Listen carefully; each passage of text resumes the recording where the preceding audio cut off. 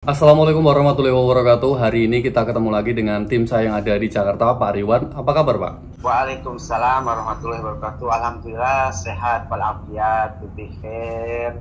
Bagaimana kabarnya Mas Ferry yang ada di perantauan sana ya? Alhamdulillah baik juga. Mau nanya-nanya Pak seputar lowongan kerja TKW pembantu rumah tangga yang ke Arab Saudi yang resmi. Apa kabar, Pak? Bagaimana perkembangannya nih? Alhamdulillah sampai saat ini dibilang lancar, cuman memang belum 100% ya. Yang namanya memulai sesuatu yang baru dengan sistem baru pasti kita akan menemukan beberapa kendala. Tapi sampai saat ini lancar-lancar saja. Oke. Sampai sekarang masih banyak teman-teman yang nanya sebenarnya syaratnya apa aja sih, Pak? Jadi buat teman-teman yang berminat pengen daftar jadi TKW, biar dipersiapkan dulu nih. Jadi kalau setor kesampaian udah siap semua nih. Syaratnya apa aja, Pak? Itu memang persyaratannya ada beberapa persyaratan mungkin yang terbaru. Kalau yang lainnya mungkin dibilang sudah ma'ruf atau sudah biasa ya. Jadi kita mulai saja persyaratannya, Mas Ferry. Yang pertama tentunya kartu tanda penduduk atau identitas kita, KTP ya. Oke, KTP. KTP, betul. Nah, untuk yang kedua akte. Untuk yang ketiga KK, kartu keluarga. KTP, akte, KK. Ya. KTP, KK, akta. Untuk yang keempat itu surat izin, Mas Ferry. Surat izin dari? Surat izin itu ada dua. Bagi yang sudah menikah, itu berarti surat izin dari suaminya. Oke. Bagi yang belum menikah atau lajang, nanti surat izinnya itu dari orang tuanya. Orang tuanya ditanda tangan oleh RT, ketahui oleh RT dan oleh kepala desa masing-masing. Sebagai penguat juga nanti harus ada tanda tangan yang mengizinkannya itu di atas materai 10.000. Misalkan mengizinkan orang tuanya harus ada di atas materai 10.000 atau suaminya. Begitu. Jadi secara garis besarnya surat izin yang diketahui oleh RT dan kepala desa atau lurah setempat, izin orang tua atau suami. Jadi jangan sampai kemarin sempat ada yang kasih surat izin, ternyata tanda tangannya itu double, Mas Ferry. RT, kepala desa, orang tua, suaminya juga. Sebetulnya nggak usah. Kalau bersatu suami, cukup suami saja begitu. Suami, RT, kepala desa. Betul sekali. Oke. Nanti kalau ada contohnya bisa kirim ke saya, Pak. Nanti saya tampilkan, Pak. Baik, akan saya tampilkan biar lebih biar lebih jelas ya. Karena kalau ditampilkan misalkan takutnya kan kalau di pembicaraan lebih lupa gitu. Selanjutnya KTP. Nah, selanjutnya ya barusan kan Mas Ferry KTP, KK, akte, surat izin ya. Iya.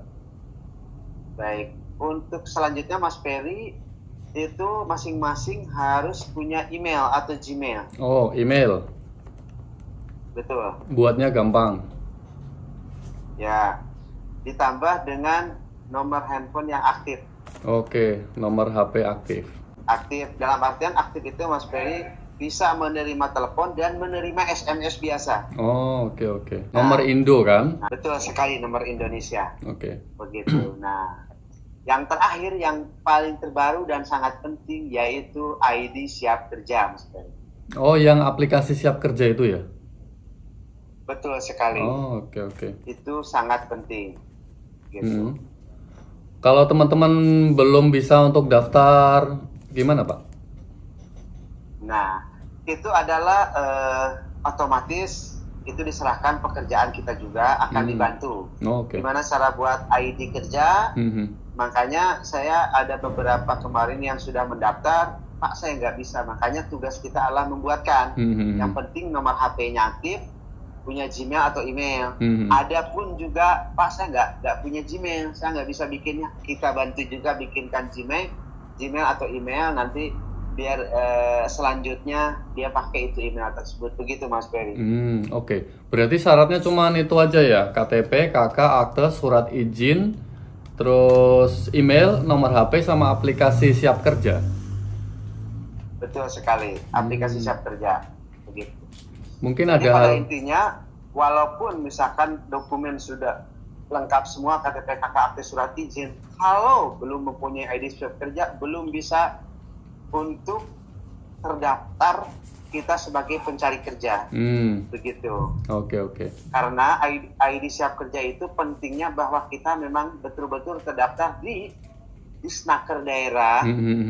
Oke, di kementerian bahwa itu benar-benar kita pencari kerja, baik itu pencari kerja di dalam negeri ataupun di luar negeri, begitu Mas Ferry. Oke. Saya cukup khawatir masalah TKW ini yang program dari pemerintah. Kira-kira akan mengalami hal yang sama nggak nih kalau pakai visa ziarah gitu? Karena banyak teman yang wah sama aja, rugi, nanti sengsara di Arab Saudi, itu gimana Pak? Jadi gini ya, kalau berbicara dalam hal itu apa yang disampaikan sama Mas Ferry atau keluhan rekan-rekan atau teman-teman kita memang sama dirasakan banyak yang berbicara kepada saya pribadi juga.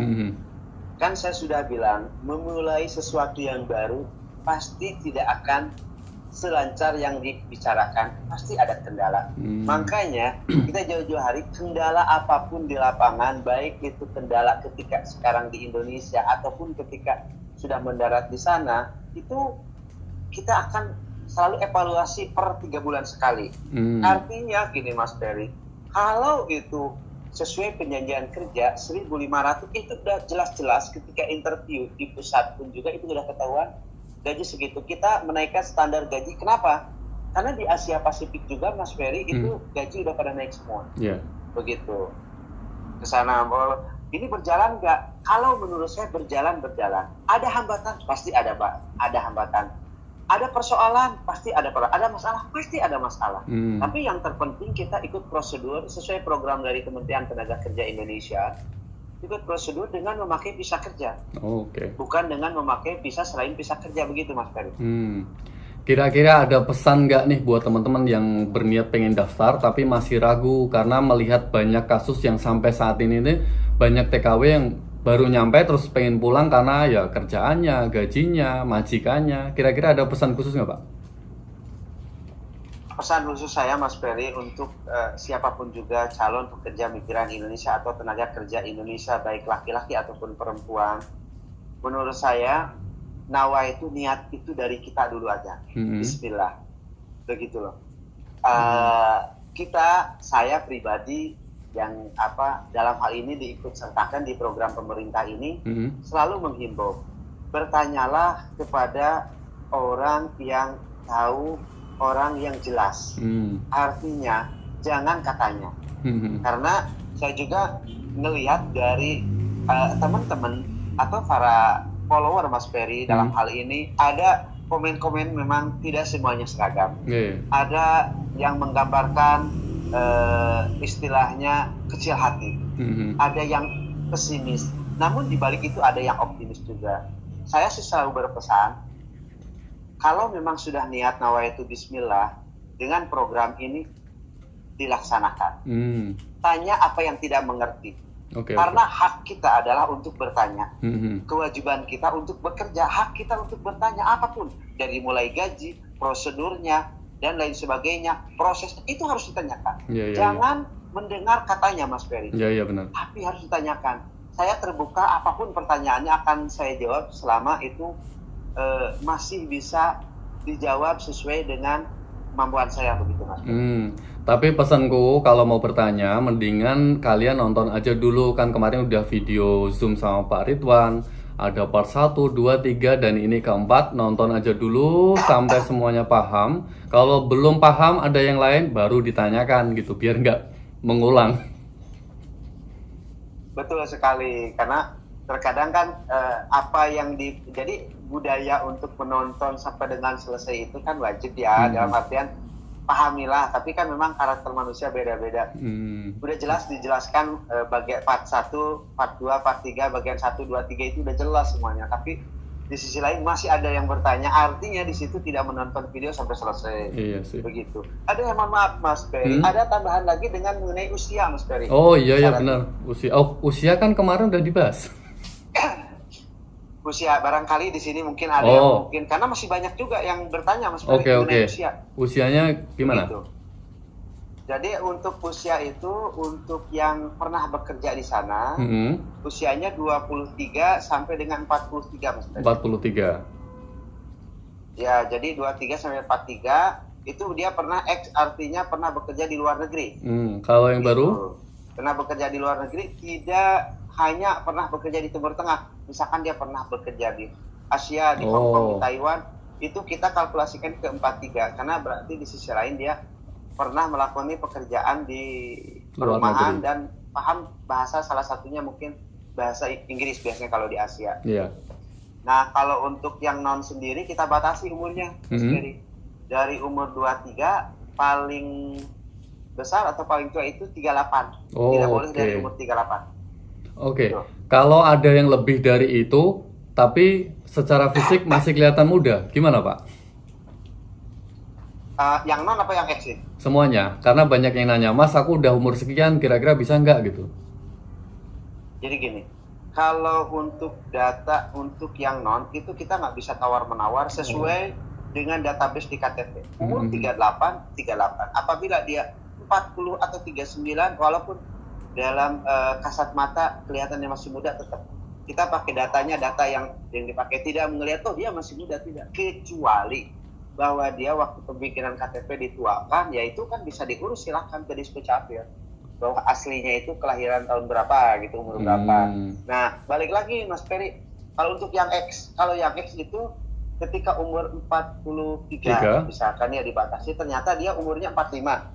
Tapi dalam kasat mata ternyata dia pas ngelihat di interview masih kelihatan masih bisa untuk bekerja lagi atau masih segar. Nah itu pasti kita perhitungkan bisa masuk kategori.